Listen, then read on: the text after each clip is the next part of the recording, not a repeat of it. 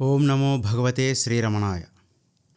పార్థాయ ప్రతిబోధితాం భగవతా నారాయణేన స్వయం వ్యాసేన గ్రథితాం పురాణమునినా మధ్యే మహాభారతం అద్వైతామృతవర్షిణీం భగవతీం అష్టాదశాధ్యాయినీం అంబ త్వామనుసందధామి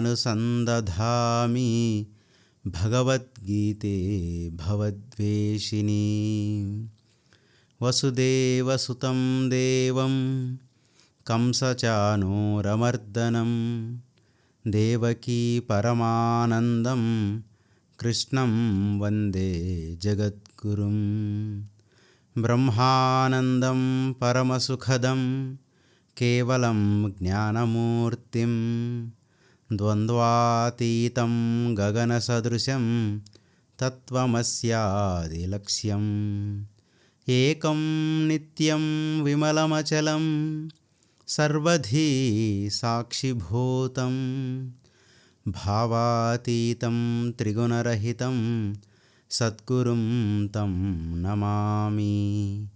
సక్తః సదా చంద్రకళాకలాపే సర్వేషు భూతేషు దయాదధానః గౌరీకటాక్షో రమణో మునిర్వా మదీయమజ్ఞానమపాకరోతు. అందరికీ నమస్తే. శ్రీరమణీయం ఛానల్కి స్వాగతం. గీతాసార సమీక్ష రెండవ భాగం. భక్తుడైన శ్రీ గుర్రం సుబ్బరామయ్య గారి కోరిక మేరకు 700 శ్లోకములు గల శ్రీమద్ భగవద్గీత నుండి అత్యంత సారభూతములైన 42 శ్లోకములను సంగ్రహించి ఏరికూర్చి వాటికొక నూతన అన్వయాన్ని సమకూర్చి మనకు అందించారు భగవాన్ శ్రీరమణులు. ఈ 42 శ్లోకములు గల గ్రంథానికే గీతాసారము అని పేరు. గీత అనగా గానం చేయుటకు యోగ్యమైనది అని అర్థం. అలాగే మన భారతీయ సనాతన వాంగ్మయంలో శివగీత, రుభుగీత, అష్టావక్ర గీత ఇలాంటి గీతలు ఎన్నో ఉన్నప్పటికీ గీత అనగానే మనకు గుర్తుకు వచ్చేది శ్రీకృష్ణ భగవానుని ముఖారవిందము నుంచి వెలువడిన శ్రీమద్ భగవద్గీత అని చెప్పడంలో ఎటువంటి సందేహం లేదు. సారము అనగా శ్రేష్టమైనది అని అర్థం. అంటే ఎటువంటి శ్రమ లేకుండా అతి సులువుగా గ్రహించుటకు వీలైనది. ఉదాహరణకి చెరుకు రసం. చెరుకు రసాన్ని అనుభూతి చెందాలంటే చెరుకు గడలను సేకరించి వాటి ఈనెలను వలిచి నమిలి చెరుకు రస అనుభూతి పొందడం చాలా శ్రమతో కూడుకున్న పని. మరియు దీనికి దృఢమైన దంతాలు గలవారికి మాత్రమే అది సాధ్యమవుతుంది. అదే చెరుకు రసాన్ని వివిధ మార్గాల ద్వారా గ్రహించి సేవించుట ఎంతో సులభంగా ఉంటుంది. దీనికి గ్రహించే వారికి ఎటువంటి శ్రమ ఉండదు. దృఢమైన దంతాలు లేని వారు సైతం స్వీకరించుటకు సులభంగా ఉంటుంది. అలాగే శాస్త్రాన్ని చదివి అధ్యయనం చేసి దాని అర్థాన్ని గ్రహించుట చాలా కష్టంతో కూడుకున్న పని. దీన్ని గురుముఖతః అధ్యయనం చేయాలి. అది అందరికీ సాధ్యమయ్యే పని కాదు. అదే సద్గురువులు లేదా పండితుల ద్వారా శాస్త్రార్థాన్ని విని చాలా సులభంగా గ్రహించవచ్చు. దీనికి వినేవారికి శాస్త్రార్థాన్ని తెలుసుకోవాలన్న ఆసక్తి, శ్రద్ధ ఉంటే చాలు. చెరుకు రసం తాగినంత సులభంగా శాస్త్రాన్ని గ్రహించవచ్చు. అలాగే ఎటువంటి పాండిత్యము లేని పామరులైన కొద్ది పరిశ్రమతో సులభంగా గీతార్థ భావాన్ని గ్రహించుటకు వీలుగా శ్రీరమణులు గీతలోని అత్యంత సారభూతములైన 42 శ్లోకములను సంగ్రహించి గీతాసారముగా మనకు అనుగ్రహించారు. ఈ గీతాసారం వలన 2 ప్రయోజనాలు లభిస్తున్నాయి. 1, ప్రతిరోజు పారాయణ చేయవచ్చు. 2, శ్రీకృష్ణ పరమాత్మ బోధించిన గీతాసారాన్ని సులభంగా గ్రహించుటకు అవకాశం ఉంటుంది. ఇక్కడ మనం ఇంకో విషయాన్ని గమనించవచ్చు. శ్రీకృష్ణ భగవానుడు యుద్ధరంగంలో అర్జునునికి చేసిన సూక్ష్మోపదేశ గీత ఇదే అయి ఉండవచ్చు. ఎందుకంటే కృష్ణస్తు భగవాన్ స్వయం, భగవంతుడైన శ్రీకృష్ణ పరమాత్మ ముఖారవిందము నుండి వెలువడిన గీతను కలియుగ జ్ఞానావతారులైన భగవాన్ శ్రీరమణులు సంగ్రహించారు. అంటే గీతాసారము శ్రీ భగవానుని అసలైన బోధ అని చెప్పడంలో ఎటువంటి సంశయము అక్కరలేదు.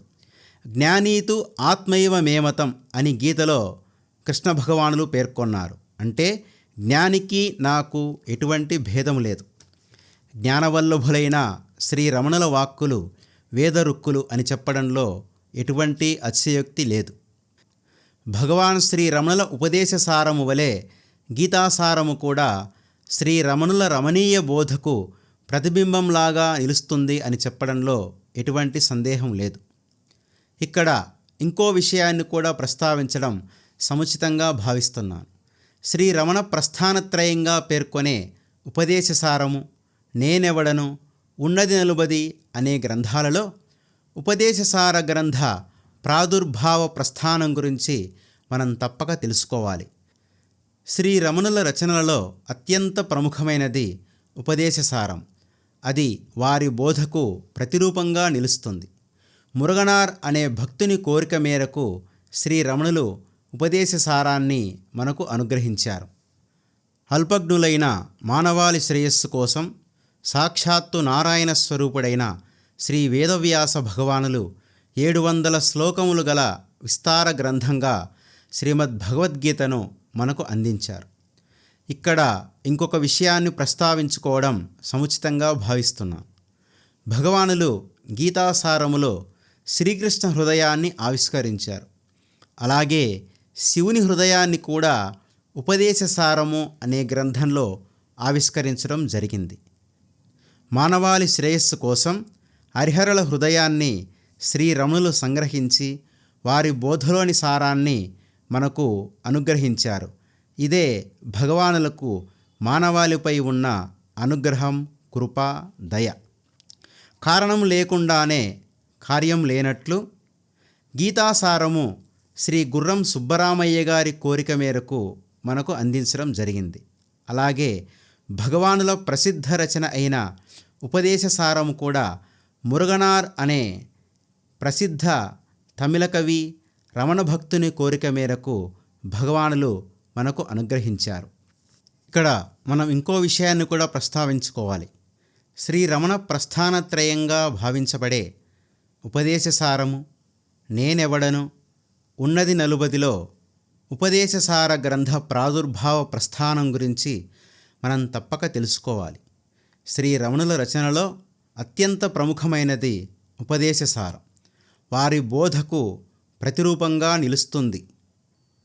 దారుకావనంలో కొద్దిమంది మునులు గొప్ప తపస్సులు, యజ్ఞయాగాదులు చేసి అనిమాది అష్టసిద్ధులు సంపాదించారు. దానితో వారికి స్వాతిశయం పెరిగి తామే ఈశ్వరులు అనుకున్నారు.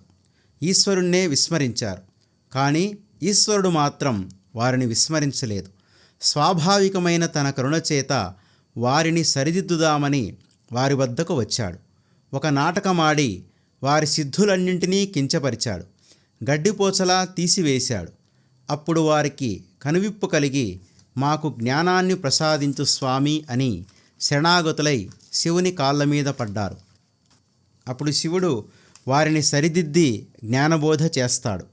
ఇదంతా రాసిన మురగనార్ అనే రమణ భక్తుడు ఆ తాపసులకు శివుడు చేసిన జ్ఞానబోధను రమణులే రాయాలని ప్రార్థించగా రమణులు సమ్మతించారు.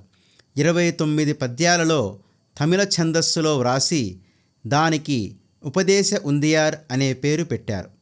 యోగి రామయ్య గారి వినతి మేరకు తెలుగులోను, గణపతముని విజ్ఞప్తి మేరకు సంస్కృతంలోను, చివరకు మలయాళంలోను కూడా భగవానులే ఛందోబద్ధంగా ఉపదేశసారం అనే పేరుతో రచించారు.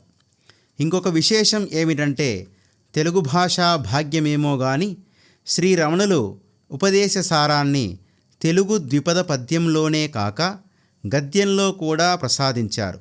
దాని పేరు ఉపదేశసార వచనములు. వాస్తవానికి ఉపదేశసారమునకు ముందుగా అనుభూతి సారము అనే పేరు పెట్టి నాయనగారి వద్దకు సవరణల కోసం పంపారు భగవాన్ శ్రీరమణులు. నాయనగారు శ్లోకాలను స్పృశించకుండా శీర్షికను మాత్రము ఉపదేశసారము అని సవరించారు. భగవాన్ కూడా దానిని ఆమోదించారు. ఉపదేశసారముగా దాని పేరు దిద్దారు. ఈ గ్రంథాన్ని రమణులే 4 భాషల్లో రచించారు. భారతీయ ఆధ్యాత్మిక జగత్తులో చాలా ప్రసిద్ధమైన గ్రంథరాజం ఉపదేశసారం. హరుని జ్ఞానబోధను, హరి గీతోపదేశాన్ని మనకు అందించిన జ్ఞానవల్లభులు భగవాన్ శ్రీ రమణులు. కావున ఆత్మీయ బంధువులారా, ఈ గీతాసారాన్ని ప్రతినిత్యం పారాయణ చేసి మరియు భావార్థాన్ని గ్రహించి శ్రీకృష్ణ భగవానుల అనుగ్రహాన్ని పొందాలని కోరుకుంటూ తర్వాతి భాగంలో గీతాసారానికి సంబంధించిన మంగళాచరణం గురించి తెలుసుకుందాం. ఈ కంటెంట్ కనుక మీకు నచ్చినట్లయితే లైక్ చేయండి, మీ బంధుమిత్రులకు షేర్ చేయండి. అలాగే భగవాన్ శ్రీ రమణుల జీవితానికి సంబంధించిన మరిన్ని విషయాలు తెలుసుకోవడానికి ఈ ఛానల్ని సబ్స్క్రైబ్ చేసుకోండి. పక్కన ఉన్న బెల్ ఐకాన్ను కూడా నొక్కండి. అమూల్యమైన మీ అభిప్రాయాలను కామెంట్ల రూపంలో తప్పక పంపించండి. ఓం నమో భగవతే శ్రీరమణాయ.